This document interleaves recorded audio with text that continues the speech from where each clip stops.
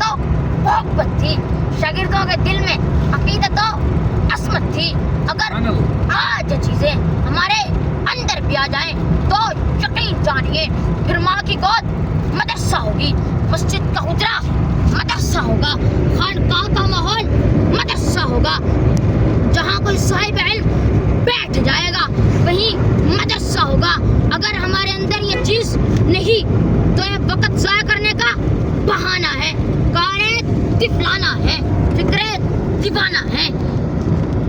زباں کٹ بھی جائے تو ہونٹ ہلاتے رہنا، زباں کٹ